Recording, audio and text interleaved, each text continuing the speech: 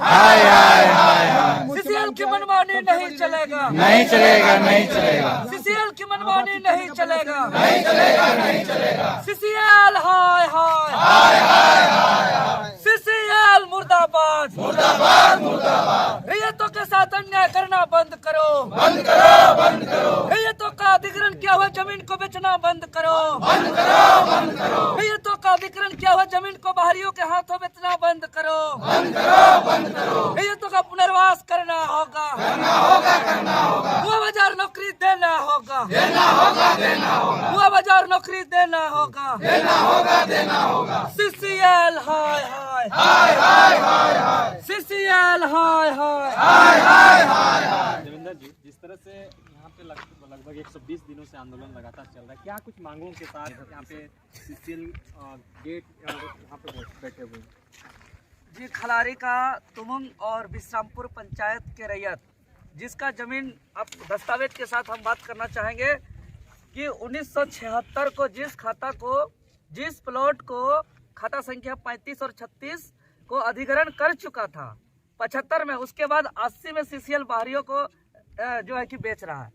ऐसा कोई एक जमीन नहीं है, ऐसा पूरा का पूरा लंबा लिस्ट है। आप देख सकते हैं, ये जो लगातार कई पेज का है, ये पूरा वही जमीन का ब्यौरा है जो जमीन सीसीएल 1976 में अधिग्रहण करके उसके बाद बाहरियों को बेचने का काम किया है। और इससे पूर्व ये तमाम क्षेत्र में विश्रामपुर का और तुमुंग का अंडरग्राउंड जो है कि खनन हो चुका है, पहले हो चुका है। अभी अब ओपन कास्टिंग हो रहा है और बाहरियों को जो है कि वो जमीन देने के बाद, और ये पूरा ग्रामीण का कहीं जो है कि ओपन अंडरग्राउंड कास्टिंग के बाद कहीं धस रहा है, कहीं आग लग रहा है, कहीं घर गिर रहा है, पूरा खतरा मंडरा रहा है। और अभी तक जो है कि इन लोग का पुनर्वास नहीं हुआ है, इन लोग का आज तक जो है कि मुआ बाजार नौकरी नहीं दिया गया है।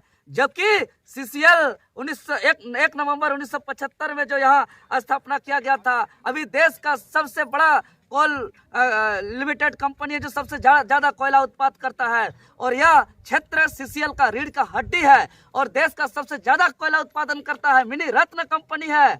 और ऐसा अन्याय, अरे ये सीसीएल को एकमात्र कोयला उत्पादन का या कोयला खनन का कंपनी नहीं है। देश में लगभग 8 कोयला खनन का कंपनी है, जो झारखंड में मुख्य रूप से सीसीएल है, बीसीसीएल है, ईसीएल है, आपका डब्ल्यूसीएल है, एनसीएल है, एमसीएल है, आपका एसईसीएल है, सीएमपीडीआई प्लानिंग करता है। ऐसे तमाम क्षेत्र है।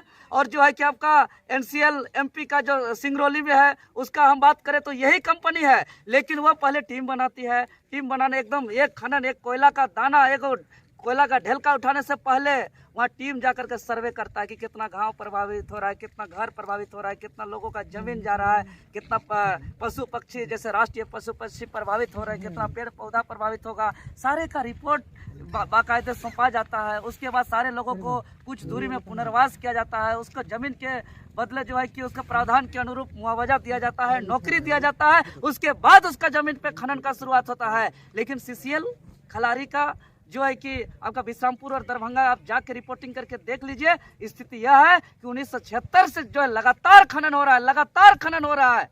एक बार जो है कि अंडरग्राउंड खनन हो चुका, पूरा खतरा मंडरा रहा है, लेकिन अभी तक पुनर्वास को लेकर के कोई गंभीर नहीं है। ये आंदोलन हो रहा है, आज 120 दिन हो गया। ऐसे पहले तो लगातार समझ रहे, आपका 76 का मामला है और अभी 76 से लड़ ही रहे हैं। और ये जो आज बैठे हुए देख रहे तमाम ग्रामीण को, तमाम रैयत जिसका पूर्वज का जमीन है, जिसको काट के कोड़ के काढ़ा कोर के जो है कि कुदाली काट के जिसको यहाँ रहने लायक बनाया है, ये उस जमीन के मालिक हैं। और ये जो लोग बैठे हुए हैं, आज 120वां दिन है।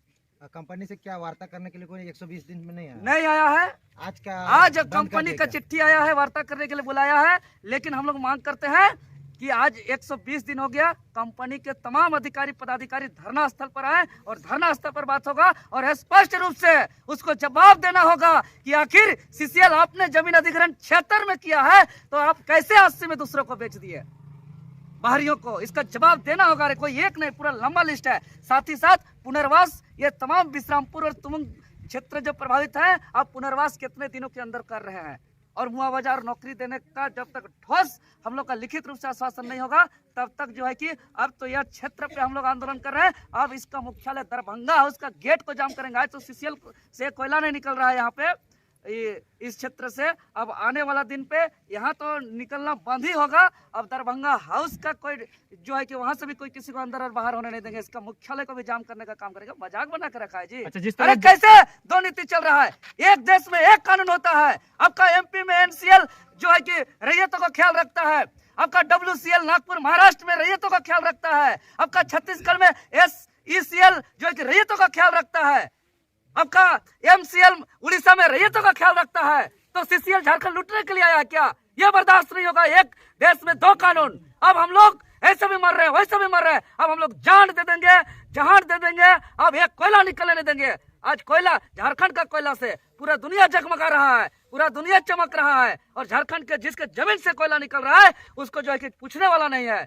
इसलिए अब एक भी कोयला जाने नहीं देंगे। जमीन को लिया गया उस टाइम ये सब बातों का नहीं रखा गया था? अरे लिखित रूप से रखा गया जी। साफ तौर पे देखिए ना, यहाँ लिखा हुआ है कि आपका जो है कि नौकरी दिया जाएगा। देख लीजिए, आप स्पष्ट रूप से कैमरा में जूम करके दिखाइए कि देख लीजिए कि विश्रामपुर के विस्थापितों को नौकरी दिया जाएगा। ये कब का लिखा हुआ है?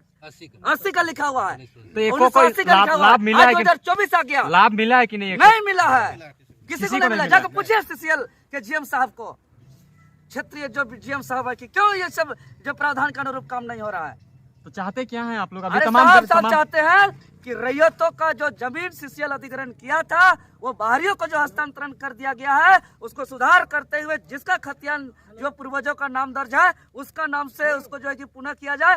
साथ ही साथ दिन रात कहाँ कब आग लगेगा, कहाँ कब घर धंसेगा, जो डर के है उसको तत्काल प्रभावित गांवों को पुनर्वास किया जाए दूर क्षेत्र में ले जा करके, और उसको संपूर्ण सुविधा दिया जाए। घर का, पानी का, रोड का, सड़क का, स्कूल का, कॉलेज का, हॉस्पिटल का, सारे सुविधा दिया जाए। साथ ही साथ जो यहाँ के जो प्रभावित हो रहे हैं उनको नौकरी और मुआवजा दिया जाए। और ये तमाम जगह दिया जाता है। ये कोई स्पेशल कोई अलग मांग नहीं है। हम लोग का कानून के अनुरूप ही हम लोग मांग कर रहे हैं।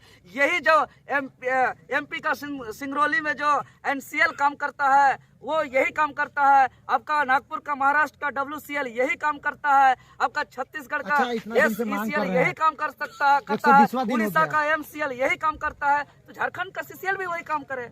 120 दिन हो गया अभी तक आंदोलनरत हैं। वार्ता के लिए पेच फंस रही है, वहाँ वो बुला रहे हैं, आप लोग यहाँ बुला रहे हैं। अगर इस तरह का पेच फंसता रहेगा तो आप लोग कब तक आंदोलन करता रहेगा?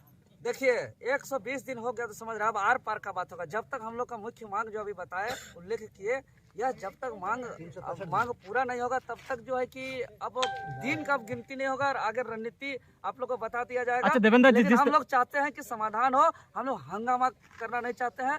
सभी लोग प्रभावित लोग हैं, दुखित लोग हैं, पीड़ित लोग हैं। इन लोगों के साथ न्याय होना चाहिए और जो नियम और प्रावधान है उसके अनुरूप होना चाहिए। नहीं तो आगे तो आंदोलन का यह धरती है, त्याग बलिदान कुर्बानी का धरती है। आप तो पीछे हटेंगे। देवेंद्र जी, जिस तरह से लिखित तौर पर आप लोगों को पुनर्वास और नियोजन की बात कही गई है, तो ये जो अड़चन है क्यों हो रही है? जब अरे मनमानी कर रहा है यहाँ का सीसीएल। कौन दोषीदार है? सीसीएल है।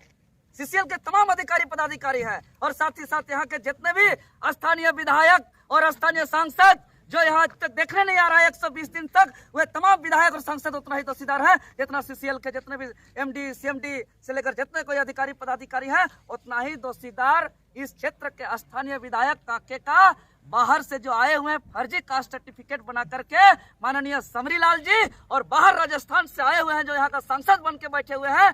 जो यहाँ केंद्र का मामला है उसको तत्काल संज्ञान लेना चाहिए संजय सेठ जी को। यही 2024 है। हम आज इस धरने स्थल से यहाँ के स्थानीय विधायक समरीलाल को और स्थानीय सांसद संजय सेठ को भी चेतावनी देते हैं कि ये भूल जाइए जब सीसीएल और भीतर जो पैसा ले रहे हैं और साठ-गांठ कर रहे हैं और रातों रात कोयला का जो कारोबार कर रहे हैं, अब 2024 में जो है कि आपको मुंहतोड़ जवाब दिया जाएगा। और भारतीय जनता पार्टी का जो विधायक समरीलाल और सांसद संजय सेठ है उसको भी मुंहतोड़ जवाब देने का काम करेंगे। ये लोग जिम्मेवार है सबसे ज्यादा। ये लोग जनप्रतिनिधि है। जब जनता का यहाँ परेशानी हो रहा है, दिक्कत हो रहा है तो तत्काल आना चाहिए। लेकिन आज तक संजय सेठ नहीं आया है और यह एमपी कहलाता है। इसीलिए आज पूरे रांची लोकसभा क्षेत्र को हम जगाने का काम करते हैं। हम निवेदन करते हैं कि देखिए बाहरी सांसद संजय सेठ को बैठाने से क्या दुर्दशा होता है। अरे सेंट्रल का मामला है कोल फील्ड और उसके अधीन आता है और जो है कि ये सांसद है और बाहर का संजय सेठ वोट लेते हैं तरह तरह का धर्म का नाम से, तरह तरह का बातों के नाम से, मोदी जी के नाम से, और जो है कि स्थानीय जो दुख तकलीफ हो रहा है, यहाँ घर ढोस रहा है, आग लग रहा है, जान जा रहा है, ये सांसद को दिखाई नहीं पड़ रहा है। यहाँ के लोगों का पुनर्वास नहीं हो रहा है। यहाँ के जमीन जो है कि अधिग्रहण करने के बावजूद बाहरियों को बेचा जा रहा है। ये अरे 1908 में यहाँ जब CNT एक्ट लागू हुआ है तो यहाँ के आदिवासी क्षेत्र का आदिवासी जमीन कैसे अदर जो है कि आदमी को भी बेचा